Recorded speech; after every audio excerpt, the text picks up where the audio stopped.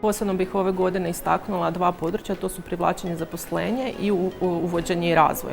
Što znači da imate odlične prakse pri samom zapošljavanju i privlačenju radne snage. Isto tako imate jako kvalitetan onboarding sustav, odnosno sustav uvođenja zaposlenika u rad, što je iznimno značajno na ovaj broj zaposlenika koji je kod vas skoro 9.000.